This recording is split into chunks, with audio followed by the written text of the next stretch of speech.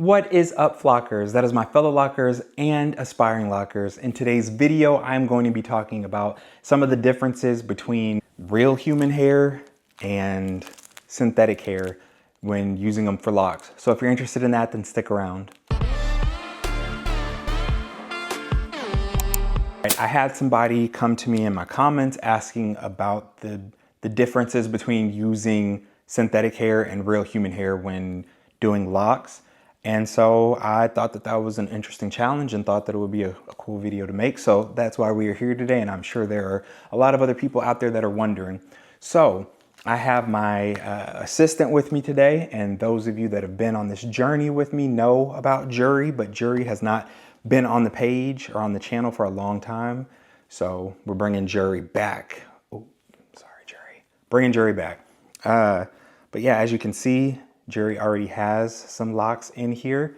These are all with human hair, have not used synthetic before. So I would say, first off, the difference between synthetic and real human hair, obviously, is that synthetic is fake. And so I would honestly say that if you are doing the locks as just a temporary style, something that you just want to keep in for a few weeks, a month or two, then sure, you can go for synthetic. It is significantly cheaper. I think for this pack, I got a pack of 3, which I will link in the description below.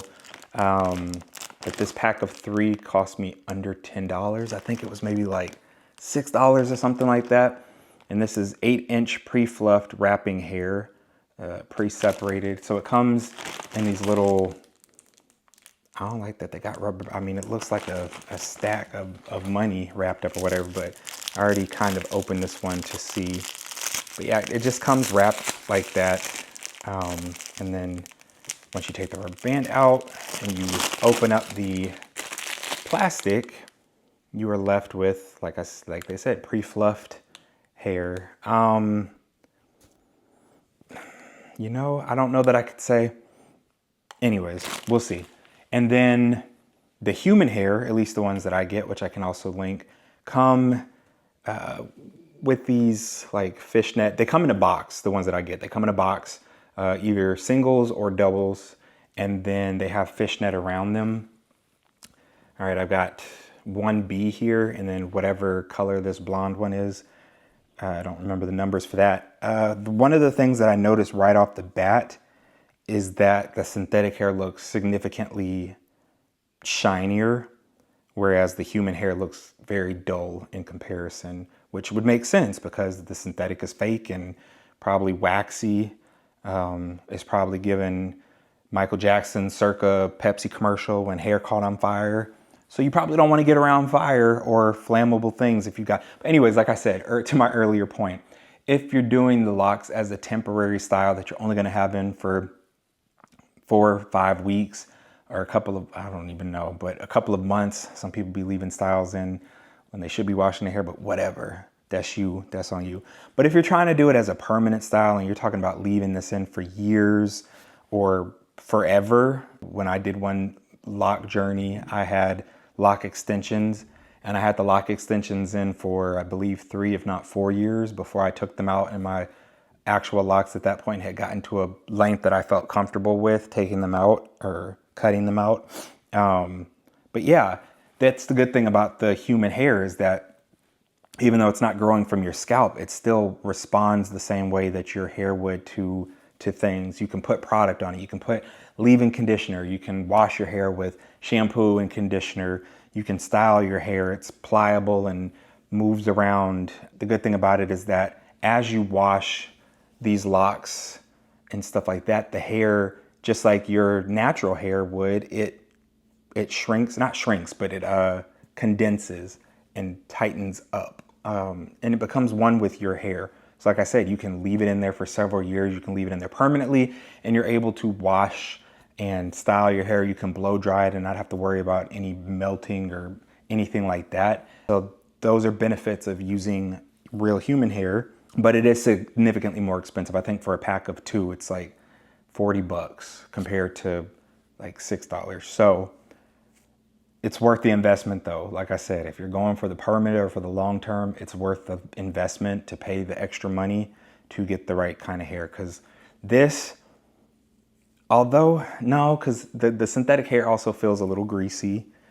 There's no actual grease coming off, but it's just something about the way it feels. It just feels greasy, whereas this feels dry, and not in like a crusty, dry kind of way, but just a naturally dry, healthy kind of way. You know, I'm kind of curious, and I did not test this beforehand, so I don't know, and y'all are about to see it on camera with me. Lord help me not burn the house down, but I'm just curious because I've heard some things about synthetic hair. So I'm just curious how synthetic hair reacts to fire versus Okay, so it's looking like if you go to get your little brandy braids and it literally catches on fire and it looks like wax at the end. So it's like when you get certain braids and you can burn them at the ends or whatever. Ugh, oh gosh, it smells like, yeah. So that's what happens when you burn the synthetic hair. It definitely catches on fire and smells horrible and is very hard and wax-like compared to human hair. Let's go ahead and do the blonde. Just as I got it right here. I don't know if you can see the blonde on camera any better. Probably not. But let's just see. Ooh, that's a little close to my finger. Ooh. Okay. Oh gosh, y'all, that is crazy. I mean, I guess I shouldn't be surprised because that's how you do the authenticity test. This smells like burnt hair. Like, you know, when you accidentally get too close to a candle and your arm hairs get singed. This, smells exactly like that. So if you ever want to know if what you get online is the real deal or not, put some fire to it. Because this one smells horrible. It smells like, I don't know how well it'll even come off on camera, but it, yeah, the burn is just different compared to this one, which again, I don't know. It's just different. And this one smells fake, whereas, where this one smells like actual singed hair. Okay, so that's one thing. Not that y'all are gonna be going around flames or whatnot. Who knows? If you're going to Coachella or something, you might get hit by a little burst flame from stage if you're too close. But most people probably aren't around fire. But it just makes me think if you're blow drying your hair or heat treating your hair in any way, doing hot oil treatments, and you've got that in your hair, just know that that's the different ways that it reacts. Like the human hair reacts like your actual human hair, whereas the synthetic hair might end up melting. And I don't know where I'm trying to go with that, but just know we did the burn test together. I'm just curious. For my last test, I will do and compare what it's like to do a lock on jury. Now I've done several locks with human hair, so I don't feel like I need to show y'all. Or do it on camera. I can show y'all what I've done in the past. Here's that, the blonde hair, and then this is the 1B hair that's on these locks. Let's just see if we can tell a difference visual wise from doing the hair. And these locks that I did them all differently. I think one I've crocheted. We'll do the wrap method to start with. Gosh, what I don't like is how long this is. See, the difference is this comes in like this long weft of hair, whereas this, the human hair, it comes apart and you can put it into small or long pieces. Like you can choose. It comes in smaller pieces, but it's like in a bundle. So if you need it, it's almost as if the hair was cut off the head. And so you can choose if you want it to be long or short. With this, I would actually have to take scissors to it to make it shorter. Like I can make it less thick, but I can't make it less long without cutting. So that is definitely a downside. You know, if you're going for shorter locks, granted, yes, you can purchase, I guess, instead of getting 8 inches, you can get a shorter one if they have it, but that just seems like a lot of work. All right, so we're gonna do the wrap method just because I feel like that's the easiest and quickest for the purposes that we have today. All right. One thing I can already tell just from doing this is that in places where the hair is coming out and I'm having to go back and wrap over it, it looks fake. It doesn't give the illusion of real hair like the real hair does, which I know some of y'all are like, well, duh, this isn't rocket science. It's literally synthetic hair versus real human hair. But like I said, maybe people don't know. And so I just want people to be able to have a visual and a better understanding when making those decisions if you're going to spend the extra money and make the investment in the actual hair. All right. I will say that in terms of doing it, it's not much different. Like wrapping with synthetic hair doesn't feel much different than wrapping with,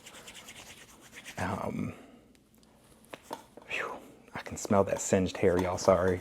It's just, it smells horrible. I don't smell the synthetic one burnt, but I do smell this one.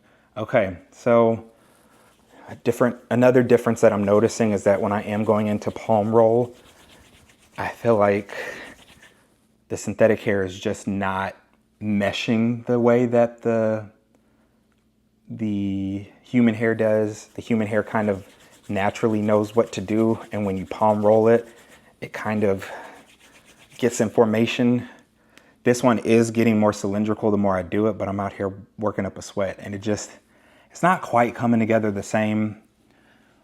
Okay, so if we do two that are the same color, roughly the same color, from afar, I don't think that anyone is going to know the difference because the shiny lustrousness of the synthetic hair does kind of go away as you get the, I mean, you can still see it.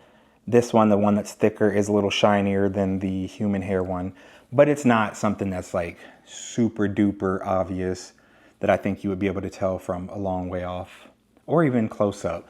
So people who don't know, and even people who do have locks, probably aren't going to be able to tell a difference if they're done well. If they're done well, I don't think that you're going to notice a huge difference between the synthetic one, which is this one at the bottom, the thicker one, or the real hair one. But I think, like I said, at the end of the day, it's about the investment that you're making. And are you making an investment that you can leave in your hair, that you can, I've seen some people use curling irons or whatever, or flat irons on their locks. Not that I would recommend that, but just saying, if you are going to be putting any type of heat on your hair, I would much rather put heat on my extensions being human hair extensions as opposed to synthetic extensions. And yeah, I don't know what the effects would be when you wash a synthetic lock versus the real hair, human hair locks. The human hair is going to condense with your actual hair. Maybe the synthetic hair does, I don't know.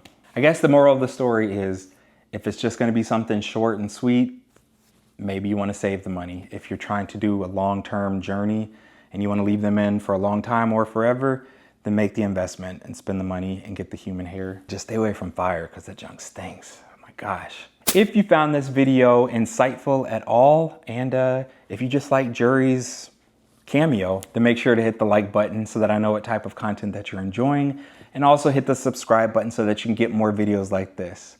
And leave comments down in the comment section to let me know. Have you tried real human hair, synthetic hair? Have you tried lock extensions? What's your experience? What would you go with, synthetic or real human hair? I will see you in the next video. Until then, bye.